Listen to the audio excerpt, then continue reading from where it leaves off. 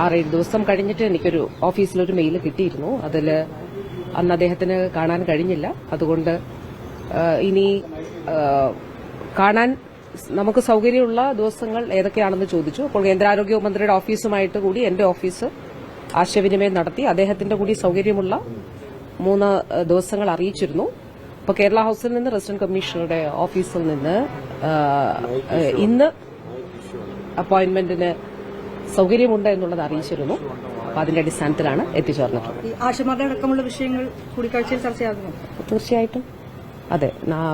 ആശമാരുടെ incentives വർദ്ധിപ്പിക്കുന്ന കാര്യം, അതോടൊപ്പം തന്നെ തൊഴിൽ നിയമങ്ങളുടെ പരിധിയിൽ അവരെ കൊണ്ടുവരുന്ന കാര്യം, അതുൾപ്പെടെയുള്ള 3-4 വിഷയങ്ങളാണ് ചർച്ച ചെയ്യുന്നതിന് വേണ്ടിയിട്ട് ഓൾറെഡി കഴിഞ്ഞ തവണ ഞാൻ റെപ്രസന്റേഷൻ നൽകിയിരുന്നു. ഇന്ന് വീണ്ടും നൽകി. ആശാമാരുടെ പ്രശ്നത്തിൽ സംസ്ഥാന സർക്കാർ കേന്ദ്ര സർക്കാരിന് മുമ്പിലേക്കുന്ന അതെല്ലാം ഞാൻ നേരത്തെ വളരെ വ്യക്തമായി പറഞ്ഞിട്ടുണ്ടല്ലോ. എല്ലാം നേരത്തെ വ്യക്തമായി പറഞ്ഞിട്ടുണ്ട്. നിരാഹാര സമരം തുടങ്ങുന്നതിന് മുൻപ് ഞാൻ അവരുമായിട്ട് ചർച്ച നടത്തി. 19-ാം തീയതി തന്നെയാണ് ഞാൻ മെയിൽ അയച്ചിരുന്നത്. 20-ാം തീയതി പാർലമെന്റ് നടക്കുന്ന സമയം കൂടി ആയതുകൊണ്ട് 20-ാം തീയതിയിലേക്കാണ് ഞാൻ അപ്പോയിന്റ്മെന്റ് തേടിയിരുന്നത്. അന്ന് നിർഭാഗ്യവശാൽ കിട്ടിയില്ല. അപ്പോൾ ബഹുമാനപ്പെട്ട മിനിസ്റ്ററുടെ ഓഫീസിൽ നിന്ന് 25-നാണ് തോന്നുന്നു എന്റെ ഓഫീസിലേക്ക് ഒരു മെയിൽ വന്നു. അതിൽ 20-ാം തീയതി കാണാൻ കഴിഞ്ഞില്ല.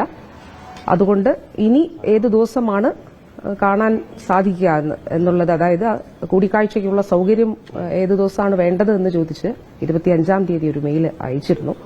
അപ്പോൾ കേന്ദ്രമന്ത്രിയുടെയും കൂടി സൌകര്യം ആശയവിനിമയത്തിലൂടെ അത് മനസ്സിലാക്കിയിട്ട് 3 ദിവസങ്ങൾ ഇവിടേക്ക് ഈ 3 ദിവസങ്ങളിൽ ഏതെങ്കിലും എന്നുള്ളത് അറിയിച്ചിരുന്നു. 2 ഓഫീസുമായിട്ടും കൂടി ആശയവിനിമയം നടത്തി. അപ്പോൾ ഇന്ന്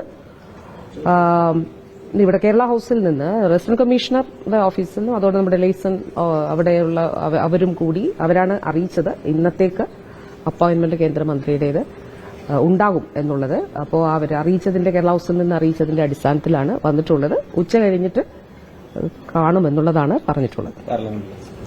അതെ, ബാക്കി ഡീറ്റെയിൽസ് അറിയിക്കും.